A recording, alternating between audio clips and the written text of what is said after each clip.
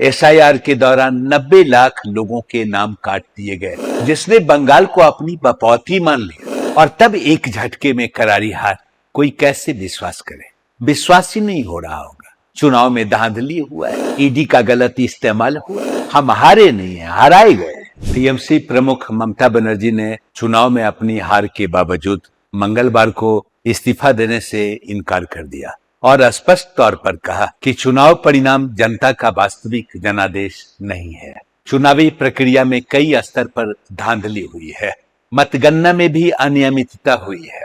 SIR के दौरान 90 लाख लोगों के नाम काट दिए गए, उसका भी असर रिजल्ट पर पड़ा है और यह रिजल्ट चुनाव आयोग के षड्यंत्र का परिणाम है। हम इस्तीफा क्यों दें जब हम हारे ही नहीं? ममता बनर्जी के लिए यह एक्टिविटी स्वाभाविक है क्योंकि जुझारू नेता रही है। भला आसानी से हार को कैसे स्वीकार करेंगे? हार को स्वीकार करना भी कोई आसान काम नहीं होता है, वो भी उस नेता के लिए जिसने 34 साल पुराने वामपंथ के दुर्ग को ढा दिया और अपनी सत्ता स्थापित की।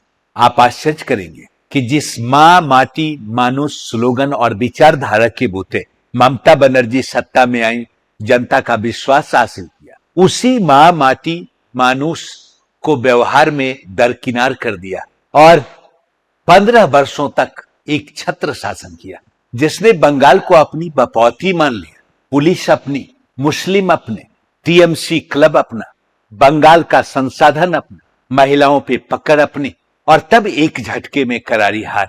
कोई कैसे विश्वास करे? विश्वास ही नहीं हो रहा होगा कि भला ये कैसे हो गया। अब ऐसी स्थिति में ममता बनर्जी भला इस्तीफा क्यों दे? और भी कई वजह है जिसके कारण वो इस्तीफा देना नहीं चाहती है।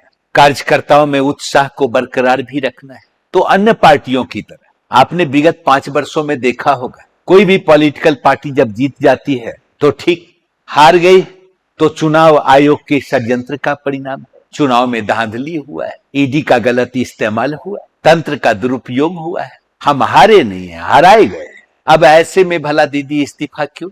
जनता की सहानुभूति को हासिल करने के लिए खुद को प्रताड़ित भी दिखाना है, अपमानित भी दिखाना है कि हमें अपमानित किया गया, हम काफी आहत हैं।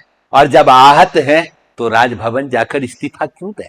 आपको ये पता तो होगा ही, बंगाल का यही इतिहास रहा है, जिसकी भी सत्ता आई लंबे समय तक चली। 1947 से लेकर 1977 तक कांग्रेस की सत्ता एक बार गई, फिर कभी नहीं आई।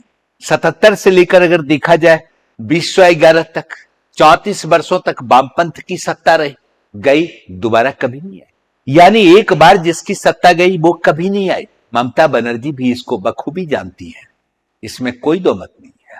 अब ऐसे में अपने अगर पहचान को कायम रखना है कि भाई जुझारू नेता है, तो आसानी से इस्तीफा क्यों दें? देने का कोई चांस ही नहीं। और इस मुद्दे को राष्ट्रीय अंतर्राष्ट्रीय स्तर पर अगर हवा देना है तो जरूरी है कि कुछ ऐसा मुद्दा बने। यही वजह है कि ममता बनर्जी इस्तीफा देना नहीं चाहती। लेकिन इस्तीफा देने या न देने से कोई फर्क नहीं पड़ता है, क्योंकि आर्टिकल 172(1) कहता है कि विधानसभा का कार्यकाल 5 वर्षों का होगा। मालूम ही होगा, 5 वर्ष का काल कार्य पूरा होने के बाद विधानसभा भंग मानी जाएगी। जब विधानसभा ही नहीं रहा तो फिर मुख्यमंत्री और मंत्रिमंडल कहां रहा? सोचने की बात है। और सीएम संविधान पालन की शपथ लेता है, और जब शपथ लेता है तो शपथ पूरा भी करना होगा, मानते ही। और ये भी जानते हैं कि सीएम की नियुक्ति कौन करता है? गवर्नर करता है। तो बर्खास्त करने का राइट भी किसे है? गवर्नर को है। अब ऐसे में अगर दीदी बोल रही हैं कि मैं इस्तीफा नहीं दूंगी, तो भाई ये ममता की मनमानी है।